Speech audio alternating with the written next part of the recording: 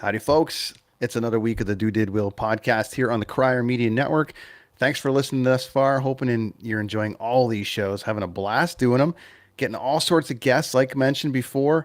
With just, it's giving me an opportunity to speak to so many different kinds of people now, not just in my wheelhouse of music, but also just people from all walks of life that have been all over the world like myself and or not or have something they're doing locally or whatever, but it's really been a great experience for me to learn these other stories and learn about these people and what they do.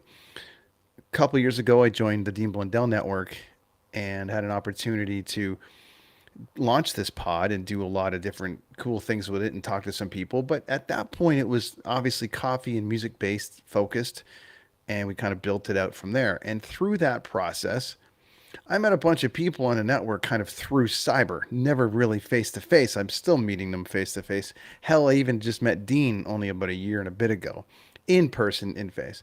So as these things are coming along and the media network has now become Crier, and there's a ton of different personalities on it that have very cool stories, very great podcasts. And my guest this week is one of those. We've never formally met outside of on Cyberland, but he's here today. This is Army Kris from Fire from Effect. How you doing, buddy? Welcome to the show. I'm good, bro. How are you doing?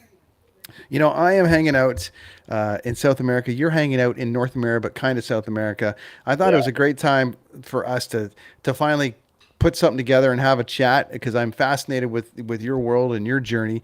You're in Mexico. I'm in Santiago, Chile. It's just one of those travel moments where it's like the It's one stars of are those aligning, moments. It really is.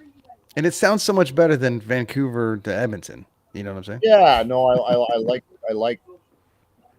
Was I prepared for doing this here? No, but I like that we're doing this here.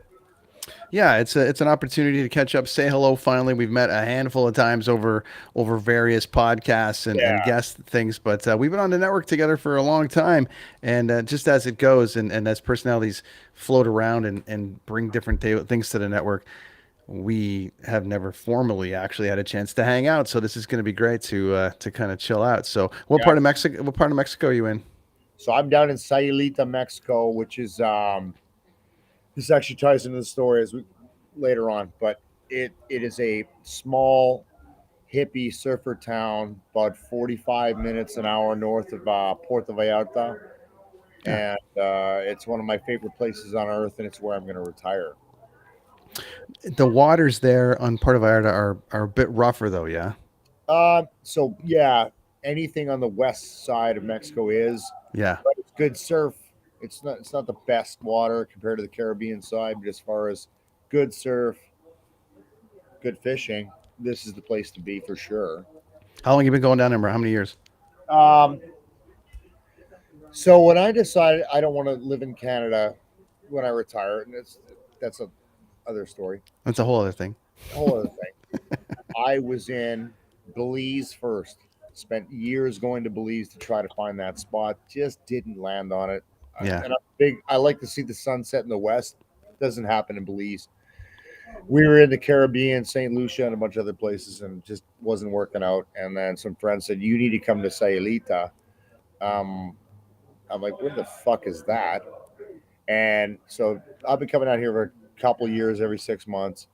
And the first time I came down here and went, "Yep, this is it. It is the absolute antithesis of everything I've grown up with in my life, and I need that. I need the opposite of everything I've done, and we'll obviously get to that for sure. Well, I've heard great things about it. I mean, there's a lot of scare tactics out there about don't go to Oh, Mexico, don't go to Mexico. And you know, I know from experience. I've been to Monterey in the middle of a turf war, and yep, that wasn't fun. So yeah, like anything else, you're gonna have your moments. But you know, I've also heard incredible places about it. And it's like anywhere you go. I mean, we just spoke the other week. I was in Saudi Arabia, yeah, and you know, people are like, you don't go there, and you know, they cut people's heads off, and it's like, well, listen, you can't move it forward unless you're part of the thing that's trying to help move it forward. Whether they want our help or not, we're there. I agree. We're I putting on agree. shows. We're doing things to at least carry on. They don't necessarily need Western influence, but they're definitely curious about the stuff that we're doing, and they want us to, for the most part, come over. Some people call it polishing the, it's like covering up sort of the stuff in the back. But I don't Yeah. know necessarily the answer to that. There's way smarter people on this network than me when it comes to politics and all the rest of it. But if there is an attempt, I would say, I guess, to make things better, I guess you want to try to see if that's going to actually happen, and that's kind of what I'm a part of, anyways. And I So think so. I think, I mean, my messaging to people that listen to the media on don't travel here. Like, well, why not? Oh, well, two guys got killed in a resort in Cancun. yeah, Two Canadians. I'm like, okay, well, what were they doing? Oh, well, they were drug dealers. Like, yeah, well, fuck, man, don't do shit you shouldn't do where you are. I yeah. would I would suggest to people. I've been coming down here for a long time. I've been to more places in Mexico than this, but this is where I've been coming for a long time. And it's better. It's not what you think. I would suggest to people that more people probably are killed. I don't want to spin this on a negative context. No, but hey, we're talking travel, and we go to I go to dangerous You know places what? and bring music to Toronto, people. Toronto is a dangerous place. Sure, I did a course of the Toronto City Police before my last deployment in Afghanistan and saw the underbelly of Toronto. It's like, hang on a second. Before you judge somewhere because the media says it's bad, because they like to sensationalize, do your actual homework. And, it's easy for you and me because you travel a lot. I've been around the world a lot. So we're more experienced, but your average person, maybe you shouldn't worry so much. And that's what I they yell right? from the porch. They've never left. You know what I'm Yeah. saying? And so it's a thing. You joined me today from Mexico, but you've got a show on the network called Fire for You. Effect, which is really really cool, and you got some fancy merch there, which is rad. So let's get this thing rolling here, sir. Army Kris, Well, what do you do? so I'll tell you where I am right now. Let's talk about do. Right now, I'm in a weird position. I am, let's call it, forced into retirement, if you will. Sure. I'm in a situation where I'm on a medical pension from the military through Veterans Affairs Canada, who's been exceptionally awesome for me because of all my experiences. So it's been a weird transition where, okay, you're good, you're retired earlier than you planned. Take care of yourself mentally, physically, and all that good stuff. And you can go do kind of like what you want to do, which to me is alien. It's so alien. Like I grew up going, I will no, I'm good, Mike, but thank you. Later. He's offering me a little bit of reefer. I'm like, no, man, I'm lightweight. Do as you do. This is the do did will. No, Do but it or I'm so lightweight on weed, man. Like it's no, man. I'll go to bed. We have to make it through this. So, um, I was quote unquote retired earlier than planned, right? Like it's like I grew up Western Alberta kid, work, work, work, work, work, um, and till you fucking die, and suddenly it's like, no, man, take a minute. You've done your bit for your country, and now it's time for your country, to take care of you. That sounds a yeah. little bit cliche, maybe. So I'm really in a situation where I can do what I want to do. Okay, let me rewind a little bit. The lockdown, COVID was the greatest thing that ever happened to me. It really was. And I know a lot of people don't think that, but I got to take a minute, Yeah. stop, and go. You can now go do what you want to do. And I've never been in that situation in my life. And I always, even when I was in the military, if you rewind back to the '90s, I knew I wanted to make film. And the fastest way to do that, there's two pieces to this. Doing podcasts. First podcast I ever saw was Joe Rogan. And I didn't even know what a podcast was up until 4 years ago. And this guy for this company I was working for at the time was a civilian. I've been out of the military for a while. These guys are sitting around their phone at lunchtime. They're giggling away. I'm like, what are you guys watching? Oh, it's Joe Rogan. I'm like, okay, I knew who that is. Well, what is that? Well, it's a podcast. I said, well, what is it? They said, well, he just goes on and just talks. I'm Yeah. okay. So I watched a few episodes of Rogan, right? Yeah. And I'm sitting on my back deck going, fuck, I can do that. Hmm. Just get some guys together and like do it.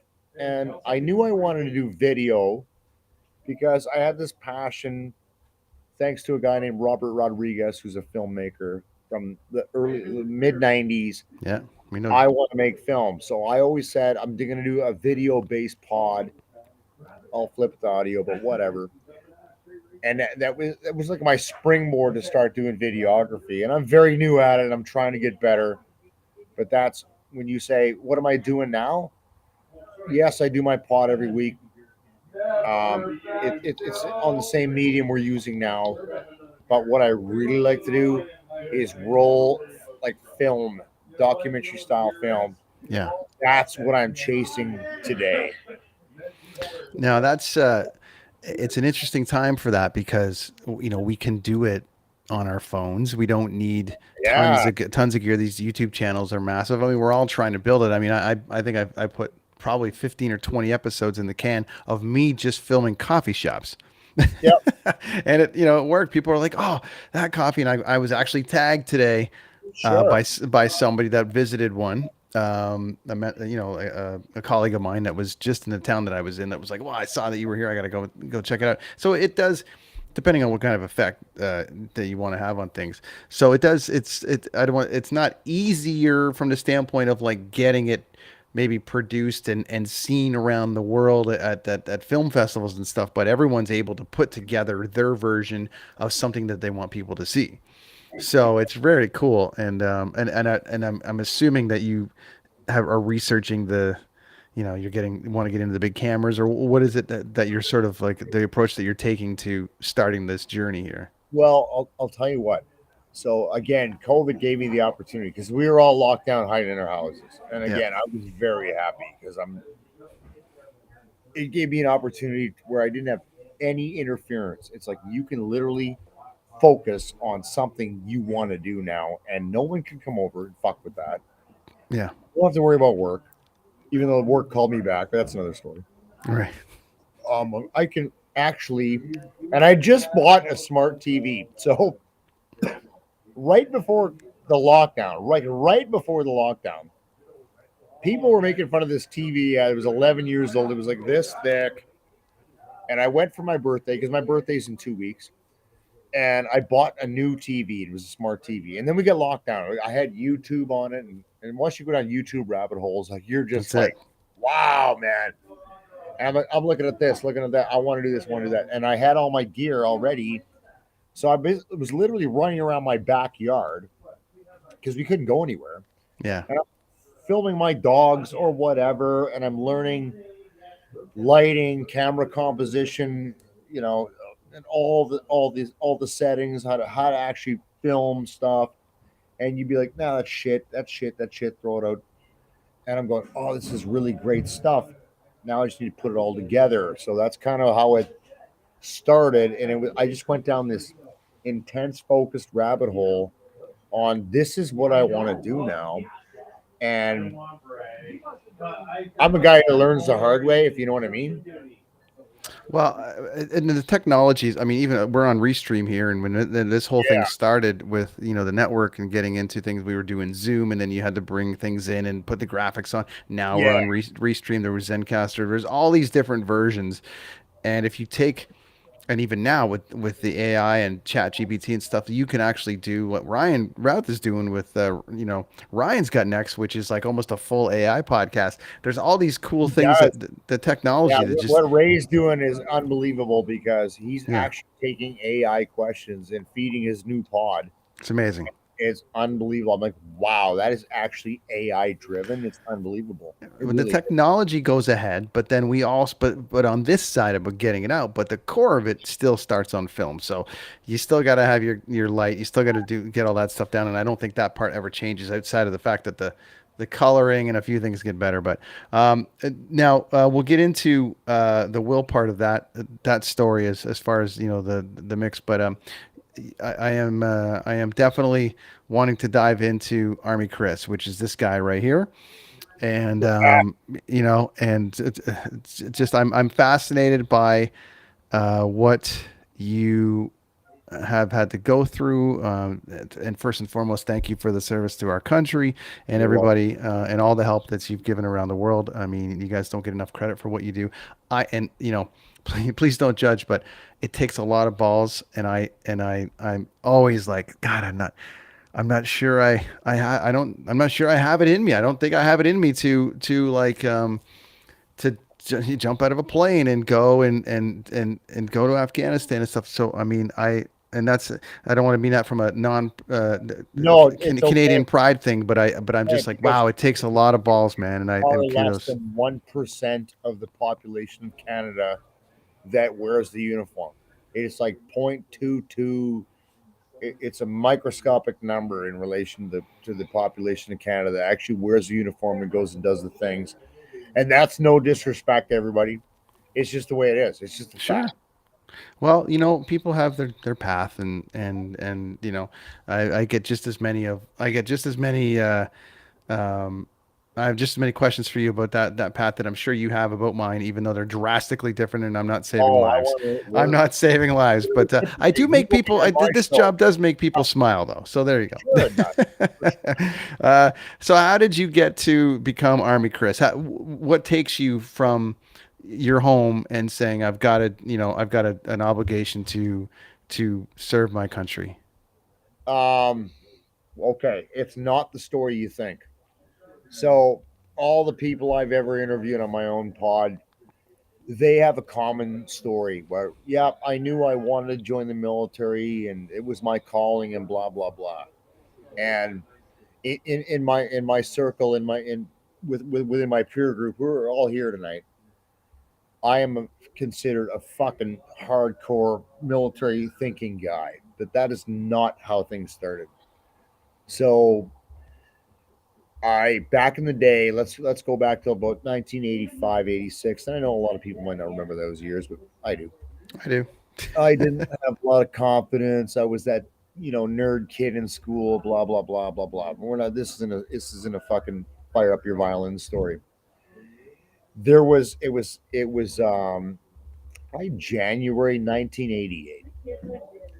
And thank you, David. See, good Sergeant Major. Um, the a bunch of buddies of mine in high school, which is grade 11 at the time for me, said, "What are you doing this summer?" I went, "Man, I don't know." And they said, "We're gonna do this program. It's called the Summer Youth." It was a employment program that the military had organized to get you a couple credits for school as a recruiting thing, right? And I was like, yeah, okay. I honestly didn't know shit about the military at the time. The recruiters that come to high schools as they do across the country. Um, yes, guys my age, your age, our grandfathers served in World War II. I had some uncles that also served in the same trade as I was, but it's not this. Yeah, I want to join the military story. It was like I just needed a summer job, and my buddies talked me into it. So I signed up. I showed up. I didn't know anything about the military. Didn't give two shits about the military, to be honest with you. They said, "Well, what trade do you want to be?" Because they give you three choices of what There's the Canadian Armed Forces. There's a lot of different trades, and I went, "I don't care." So, because I'm just doing it for 2 months, get some credits, then carry on with my life. Anyways, the minute I was in, I knew right away when I met all the guys. And if I'm a skinny little dude, right? Lack self confidence, blah blah blah. Got bullied in school. Suddenly, I'm with a bunch of guys, and it didn't matter whether you were, the quarterback that banged the prom queen or any of that. You were equally worthless. you were all nullified. This is on basic training. Yeah. Yeah. So whether I was a skinny nerd kid or the cool kid jock guy, we were reduced to nothing and came up together. And I'm still best friends with the jock guy that I did on basic training from 1988. Maybe he went and did this, went and did that. And once that happened, I literally I quit high school. I dropped out. Mhm. I went back and finished it later and everything, but I'm like, no, this is where I want to be. Yeah. I I fit in with these people, and this is what I want to do. So that's how that started, and I became immediately. I'm equal to these guys, whether they're rock stars or whatever. I knew right away this is where I want to go, and the direction that journey took, man, that's a well, we can get into it. Like, Well, and we will get into it. Two things I wanted to ask about. Uh, you said number one, what does the army pay a kid that hasn't graduated high school yet that convinces him enough to oh, do not it? much back then. No, is it like minimum wage for the average person? Is it like better than Yeah, minimum so wage? take minimum wage in 1988 and take about $10 off of it. Right. Okay. Like, we would get enough beer money to go out and get racked, and then But your food is covered. Your barracks, like all your yes, yeah, accommodations are covered. So your we cost were of living is there. Do we know what that number is to cover the cost of a soldier for a year like today. without deployment, like just working on the base and getting getting your trade and things like that? Do we know what that number is roughly? Back then or today? I mean, then now, I mean, they're probably it's the same with that lovely word inflation, but I I'm might have just been saying. making $60 a day back then. Okay. And then you said that they give you three options for trades. Is that it? Yeah. That's all you get? It's three options. What if you can't build things like me? I build concerts. I don't build homes. So what options do they give you? Like, what if they're like, you can be a mechanic? I'm like, I don't know shit about mechanics. They go, too Oh, bad. they'll train you, They'll right? train you. So you pick the three things, but you do aptitude tests too as well, right? So you do a bunch of aptitude tests, and I think the recruiter guy goes, okay, this guy's not so smart. Here's his trade options. Or this guy is smart. He's educated. Yeah. Here's your trade options. So it's a like there's I can't tell you how many, but if you join the Canadian Armed Forces now, depending on your level of education, there are hundreds of options. Sure. Then there I wasn't, but then there was, they gave you your three that you went through. Because I well, no, definitely would. they ask you to pick three based Yeah. on your aptitude. You go, well, Yeah. I Yeah. want to be an infantryman, a cook, or a clerk. You know, Gotcha. or I want to be an LCIS tech and work on communications equipment and work in telecom and blah blah blah blah blah. So there's some options there based on your Oh, strengths. huge options. So there you go.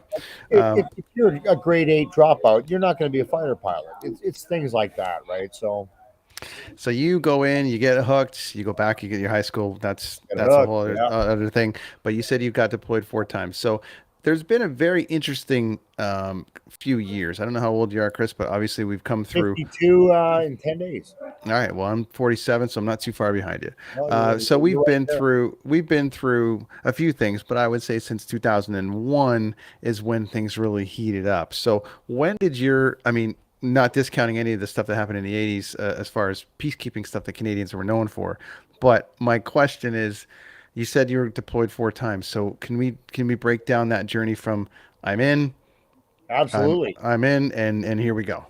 So my first deployment was in 1992, and that was in Cyprus, and that was a classic UN peacekeeping mission. It was a fucking holiday. I'm not gonna lie, it was a joke. Right. But that's 1992, right? Blue Beret. There was already an agreement between the Cypriot Turks, Cypriot Greeks. Classic peacekeeping mission. We've been there for ever and ever. It was not anything special. Now, at that time, in the mid '90s, things were kicking off in the Balkans, right? The former Yugoslavia, very bad time. So everybody wanted to go there, but I was in Cyprus, and that was my first tour. And I came back, and I'm like, I really, really, really want to. Once you get a taste of a deployment, and this was a joke compared to where what I ended up doing. Like, there's a massive curve. You guys can see this. It goes like this. Yeah. From my first deployment, which is traditional peacekeeping, nothing even close to combat. It was a tour, like literally a holiday Yeah. where I ended up. And I'm like, yeah, if you're a military guy that really, and that's your lifestyle, all you care about is when can I get the next deployment? When can I get the next deployment? Funny thing, just because of how my career went, I didn't get on the next deployment till 2003. So literally 10 years went by. Jeez. So I was trying to get on, go to Bosnia, Croatia, and in 1995, I just came back. I ran pre-deployment training for the guys that went over in '94. And in 1995, a thing called Op Storm happened. CIA-led operation, which wiped out the area of operations that we were supposed to go to. So it was like 6 months of pre-deployment training in the toilet. Like you're not going, there's nowhere to go. It's been overrun by the Croatians on the Serbian area. So I'm like, oh fuck. All right. So my next deployment was until 2003. Now by 2003, this is post 9/11. If you're a guy like me, all you want to do is go to Afghanistan. Mm-hmm. You've been. Which, It's like so. To put it in perspective for Canadian viewers, imagine you go to hockey practice for years and years and years, but you don't go play the game. yeah. Now I got to go play the game. So I'm in Bosnia in '03. On the back end of Canada's commitment to that theater of operations going, and I'm watching planes fly over Europe going to Afghanistan. I'm like, fuck, man, I gotta get to Afghanistan. I gotta get to Afghanistan. And that's all anybody who gave a shit cared about. So I get back from Bosnia. Um, that's 2003, and it took me 4 years. '07 is my first deployment. This is where things start getting fast and furious for me. Um, Yeah, because you're going from uh you're going what do you call it, from a peacekeeping mission, and as you mentioned, the world's kind of out of yeah, control at that point, or at least everything's heightened and everyone wants to help, or at least all the army people and all the men of service, men and women of service, want to help, and you're kind of you're in a lottery, right? And you're just getting antsy and antsy, and I'd imagine mentally that's tough because you're training, but then you get the call, you go, and now you have to kind of do this. All right, now what do I do? Right? Like now someone's got to tell you what to do when you get there, right? Or have you been trained enough that you hit the ground running? There's got to be people that are well, like, actually, Brenton, we'll come to that because it's one of those. Be careful what you wish for. yeah, I would Be imagine. careful what you wish for. Um, so leading up to 2007, my first deployment, I my job that I was going to do over there changed like fucking 4 times. So I did all my pre-deployment. I'm ready to go out, and then when I was supposed to go as a an artillery forward observer, so he's the guy that looks in and calls artillery rounds onto targets. Got scrubbed. Now another guy, a buddy of mine, he was going to go do that job. So I said, okay, what am I doing now? You're going to go to the embedded training teams where you're training the Afghan National Army. All right, cool. I'll go do that. Well, And then that got scrapped. I said, well, what am I going to go do? Am I even going? Is this happening? They said, yes, you're going into counter IED. This is where my life changed. Counter improvised explosive devices. I went, what? That's my second tour, but we'll come to that. And I went, what are you talking about? That's an engineer, Navy, EOD thing, blah, blah, blah. They went, yeah, well, you're going to go be this behind a desk guy thing. And I was like fucking demoralized, man. I'm like, oh my hmm. God, I'm going over there. Well, the boys are out getting it on. And fine. Good thing. Every deployment I've been on, I changed whatever my job was to something else. So I got there, I started off in this desk job, but I learned a lot. I really learned a lot about what it was I was doing. And a good friend of mine who was also over there, he was a civilian contractor. He goes, "Hey, what are you doing here? Come on, come with me." And then everything changed after that. Came back off that deployment May 2008. I spent a month on leave holidays. I'm just coming back to work, and there was a conference to prepare the next guys going over. So I went there, and they're going around the table, and I introduced myself, and my future boss goes, "My name is then Major Kris Cotton. I'm going to be the officer commanding Counter ID Squadron on Task Force 309." So the thing's done.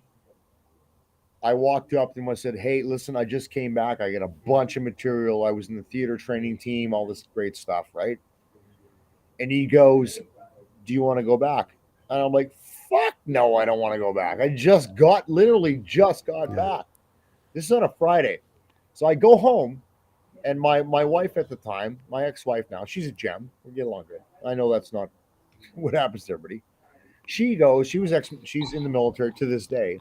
She was intelligence. She goes, "They just asked me to go on Task Force 309, which was the next deployment." I went, "What?" "Okay, well, we might as well both go." Right.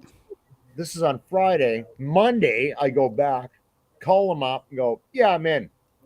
So that's what led to, back to back, like a lot of high op tempo. What's a normal break though? What's a normal break So that someone gets in that typically, case? what would happen would be if you went away for 6 months, 6, 7 months, like the Yeah. number guys are normally deployed 6, 7 months, 9 months, 12 months, depending on where they are, what they're doing.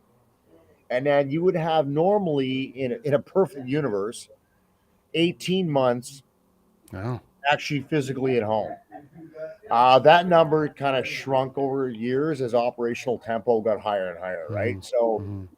and the only reason I went back into the we call it high readiness, the pre-deployment cycle, like getting ready to go, is because for what we did, which was pretty specialized shit, we had to start our training 6 months in advance of everybody else's training because we had to train them. You know what I mean? It's So, uh, it, that's a lot, man. 18 months to me. buddy, it's a lot. Well, 6 months away. I mean, I do 3 months. Again, not comparing. I'm just talking about being No, away. no, you're on the move. You But understand what you're it's on the like. move. You're on the move. You're on the move. And the being home for 18 months part is interesting because I wanted to ask you about your thoughts of some of these movies, especially the Well, ones we that weren't home for 18 months. yeah, well, I'm saying the general deployment for somebody or that would stay home for 18 months, I would think coming Theoretically. it would fuck with your brain because number one, you're in it. It's like it's no different than a well, your adrenaline's up, your adrenaline's down, your adrenaline's Yeah. up, your adrenaline's down, and you watch American Sniper or any of these movies when all these soldiers have to go home, and it's like it's just Boom, it's boom, tough, boom, boom. right? It's tough. So it gets reduced from 18 months. Then you got to go right back into it. Obviously, you just were home for a little bit, but you're probably still like, all right, let's go, let's do this then. Well, so for me, it was like that because, like, I I never had kids, Yeah, and my ex wife was military, so it was like natural, right? So to me, like the shorter the time, the space time between from when I get back to when I go again, the better, yeah, because it's still in your head.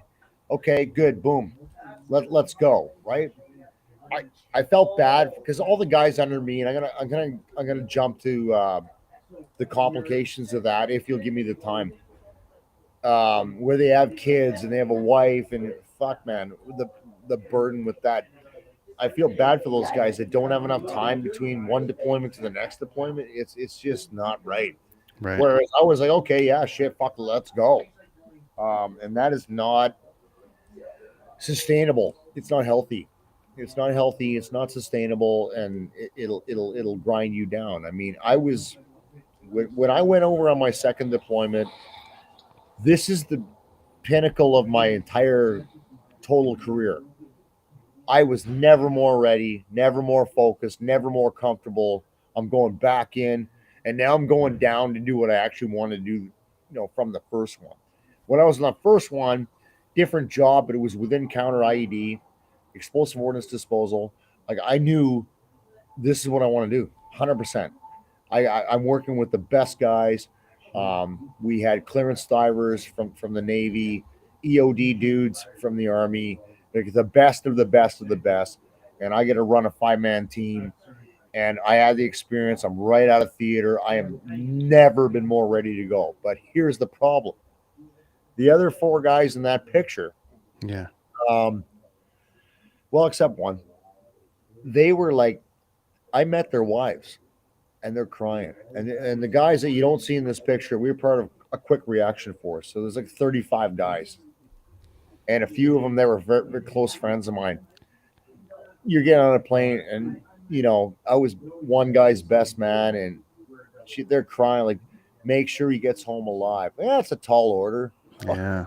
man, I'll take care of him. I'll take And care of him. And is the that guy, gig like the Hurt Lock? Is that gig like the Hurt Locker? Is that what well, I'm funny kind you of? bring that up. Funny you bring that up. Yeah. Yes, it is. But so we were getting, before we left, the Hurt Locker came out. So this Yeah. is early '09. Yeah. And a bunch of media guys, whoever it was, CTV News, fucking Global, I don't know, came out to CFB Suffield in Alberta to interview us, to preview the Hurt Locker before it was released, to say how accurate is this? Because the Hurt Locker, for those of you people watching this have not seen it, it's a movie about an American explosive ordnance disposal team in Iraq in the early days. They run a 3-man team. They're running around doing all this crazy shit, but they're taking out bombs. So they asked us to watch it, to comment on it, and we said, well, the equipment's pretty accurate. Hmm. And that's kind of where it ends. Interesting. It's very much traumatized because actual technical bomb disposal is fucking boring compared to what you saw in that movie. Sure. It's very, very methodical. We take our time if we have the time, right? And I'm not an EOD guy. I ran an EOD team. I had a different job. Long story, different story. So full respect to the EOD guys that worked for me. There was 2 of them rock stars.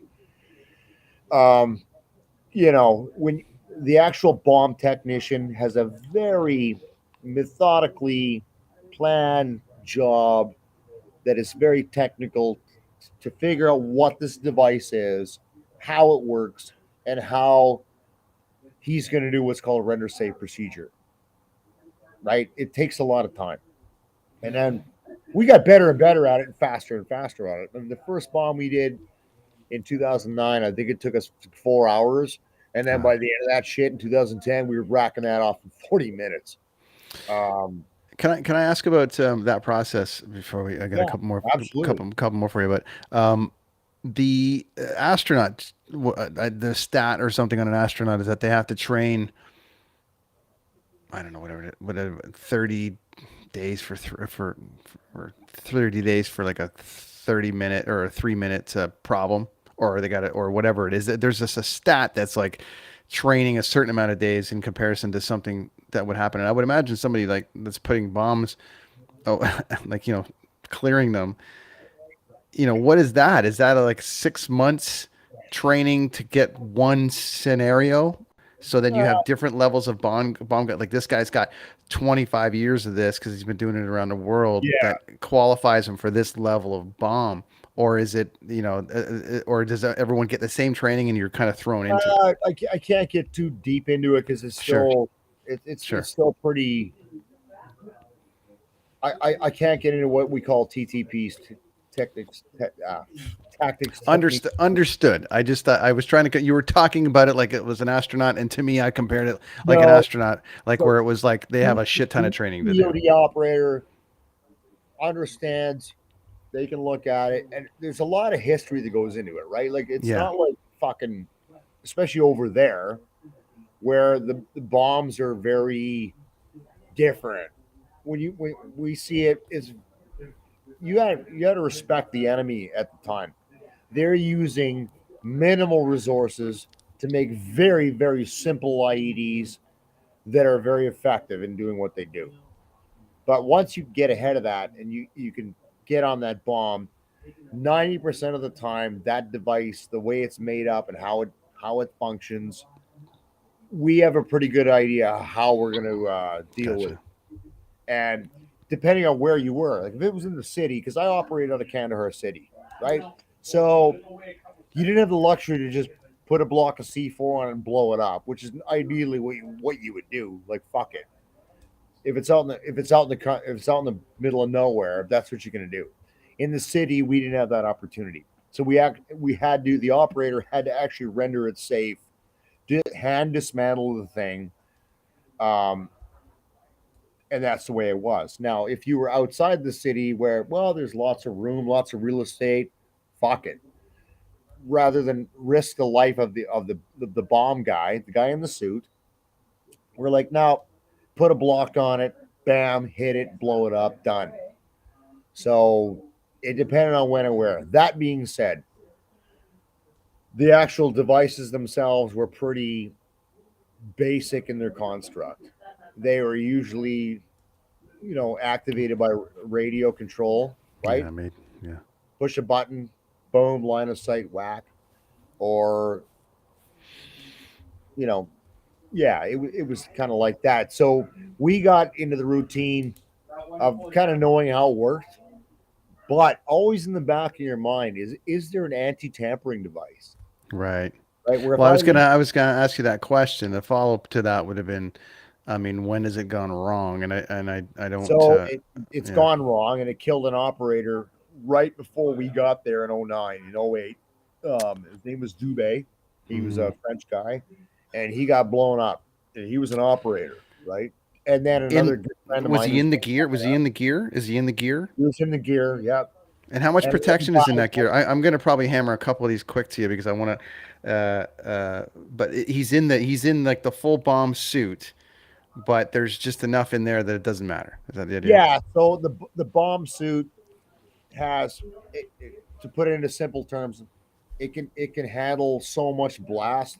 It's called NEQ, net Okay. equivalent fucking quantity, right? Where it can handle this much bang, and then it can't handle any more than that. So as soon as we send a robot down first. Everybody's clear here, and really brilliant robot. It's got an awesome camera package, and that robot will look at the bomb, blah blah blah. You've seen it in the movies. I'm not speaking out Sure. of turn. Yeah.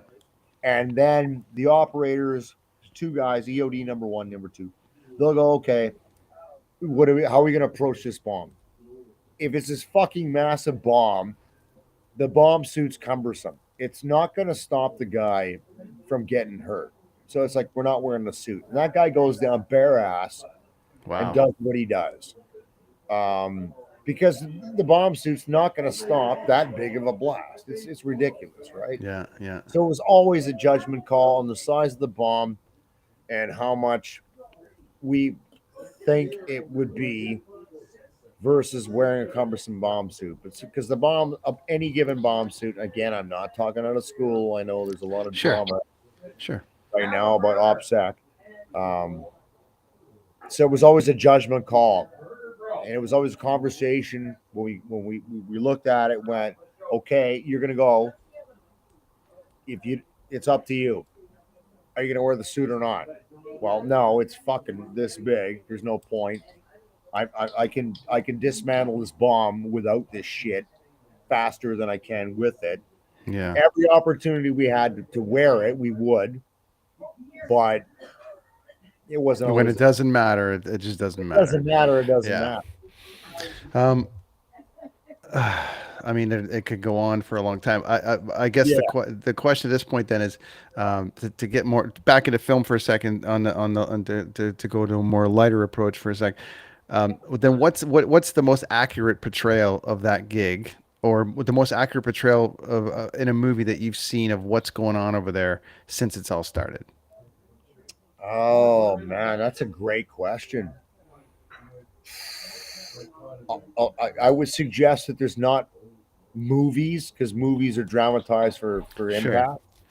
But there's been a lot of good like Netflix docs um, that kind of tie it together. I can't put my name. Let me go this way. I'll list you a few. You rank them out of 10 for accuracy. Ready? Okay, that's fair.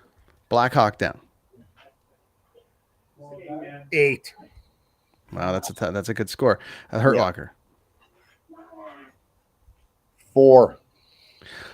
Wow, that won Yeah. everything. That one for accuracy. Great. I'm just saying. You think Hollywood would? It won everything. You think Hollywood would have spent a little bit of time? Great movie, but Just saying. that is not an accurate Okay. reflection of actual Uh, explosive operation. American Sniper, which is a little bit more on the Marine slash I'll give that a SEALs. 6, 7 Okay. Um, let's go back a bit. because I know snipers, like legit snipers. Yeah. Um, where else am I going here? There was. Let's go back to like just that feeling in general of accuracy. Obviously, Saving Private Ryan. Oh my god, buddy. I don't know how accurate that was, but the visual effects were putting World War II guys into seizures. That's a true story. Yeah, I When I what a saw it, did you see that movie in the theater? I did. Because I saw it in the theater and I was like, oh my god, this is unbelievably Yeah. insane. Yeah.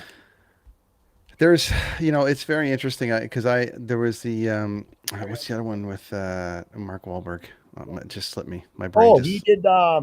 It was an SAS movie called. yeah, and they Called were in the oh, mountains. the SEAL movie. It's killing me. Yeah, It's about a guy named Marcus Luttrell. yeah, Marcus Luttrell, and that movie to me, like in the mountains, was one of the scariest of all. To tell you the truth, it just I and I was I'll like, give wow, that thing a 9 because when I was watching it, how fucked up it was on the front end. They had yeah. no communications. Everything was going wrong. Lone Survivor. Lone Survivor. Thank you, Lone Survivor. If you Yeah, listen to Marcus Luttrell's pod or the ones that he's yeah. on, it's a pretty good reflection because he was an advisor on that movie, right? And I'm Buddy, like, you listen, yeah, and he's in that helicopter. He plays like a guy in that helicopter that gets shot down. What would have that been like from a PTSD standpoint of playing a guy who like that would have been, man, oh man. I'll And tell even all you the what, guys, what a movie. Wow. the accuracy of a movie to me as a military guy Yeah. can be answered in the first 5 minutes. Is Interesting. if they are miles and miles away with a little bullshit earpiece and have perfect communications back to whoever, I'm like fucking bullshit.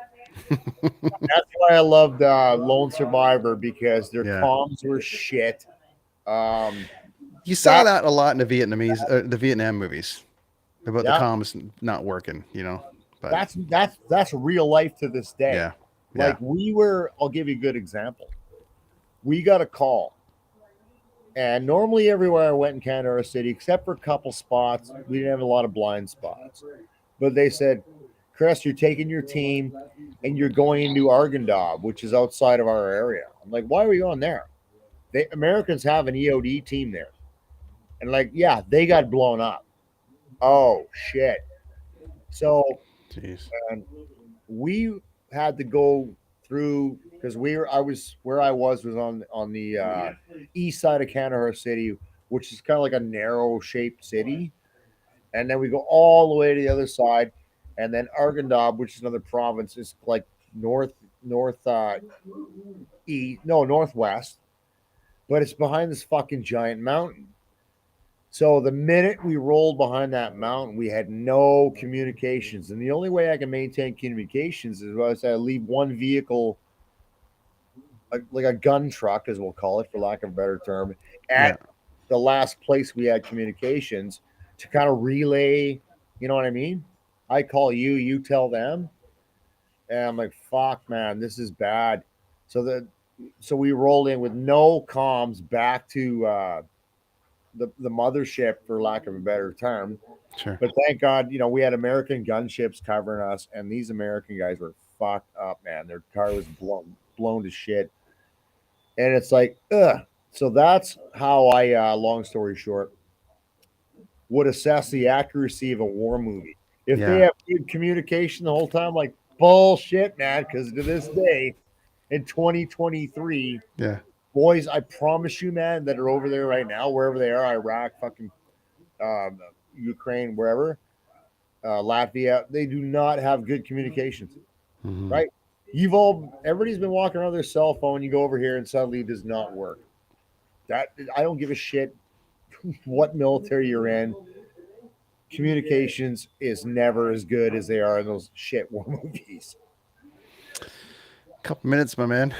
We could definitely have to do a part two to this because there's lots more to get We into. can. Definitely more to get into on this side of it because part of this series is talking to people that I normally don't speak to. So I am fascinated by them, by all these stories, and it makes the listener want more. So the next time I bring you back, I want to get into Ukraine. I want to get into, you know, furthering along your career, but you know, would you go back if you had a chance to? All that kind of stuff. But for now, it's time to get into Will and what you will do next, which you know you can answer appropriately. Yeah. Maybe you do want to go back, you know, and do it. But what will Army Chris do next? I'll tell you what, man. When I left the military, and we're going back a few years because I did some civilian stuff in the interim, project management stuff for construction companies. But I left at a time where everybody was like, "Are you seriously getting out now? You're at the height of your career." I'm like, "Yes, I am leaving now." I was exhausted. I wasn't happy with the military, decisions that were being made in Afghanistan, the direction things were going. That's for another night. And I got out and I went, okay, I'm past midway through life. I want to go do something for me now. Me and the Queen are even. Done. Now I'm going to go do this. Okay, what's that going to be? I said, you know what? I want to do. I want to make film, Yeah, and I'm going to use the podcast medium to do it. So if you look at my first three pods, I'm not promoting my shit. we are. We're gonna promote the shit out of your And shit. yeah, okay, which is good. Go back to the beginning, and they are all three camera angle interviews. And I think the lighting's good. I think the audio's good, and I'm getting better. And I was using the pod thing to hone that craft. I'm like, I want to create, not destroy. I am the military's in my rearview mirror. I'm a military minded guy. Yes. Can we talk about that another time? Absolutely. I will never not be that guy. But at some point, you need to go do what you want to do. So, Will, I am 100% focused on getting better and better at making film. Working with obviously Crier Media like you. Okay, I was the film guy for the Niagara Film I Fest for saw that. It was great. Yeah. Pride. And was it good? It was all right. Could it be better? Yes, because I'm my worst critic. That's what I want to do now, and that's where my focus is right now. What's the first thing that you want to make? I'll tell you what. There's an organization called Water Warriors in Edmonton, Alberta. There's a lot of homeless veterans on the street. Okay. I want to do a film about them because it's I can understand it and relate to it. Like your first project that's big should be about something you know about, right? I'm trying to do these little micro content things like a cooking show here and there. But what I want to do right now, first thing, is a documentary on homeless veterans. This is Well, close to attack for me. You know what I you're mean? gonna get a lot of support on that, and Yeah. we've got a lot of people in the network that are going to be able to help you with that.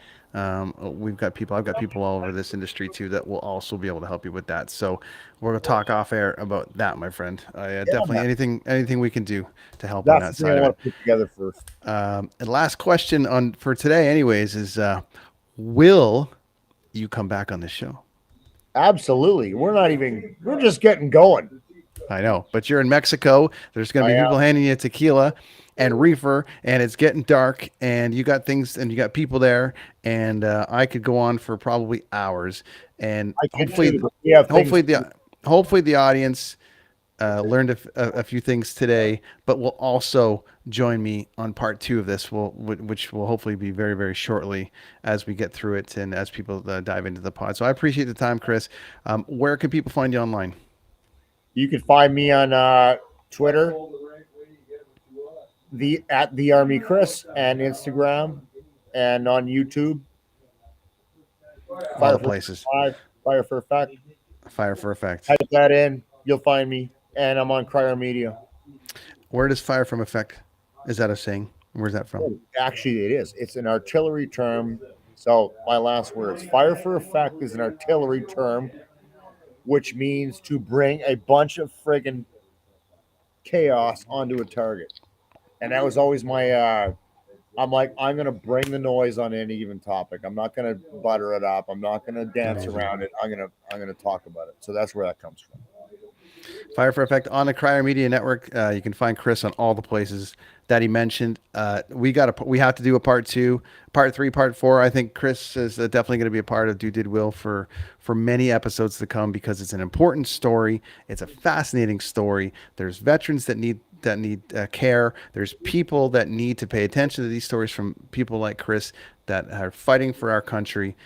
I appreciate the effort. I appreciate all that you do for our country and all the things that you've done and served for us. And it is not lost on me, my friend, and all the best to you Appreciate it, for Ben. sure. Really appreciate it, man. Awesome, buddy.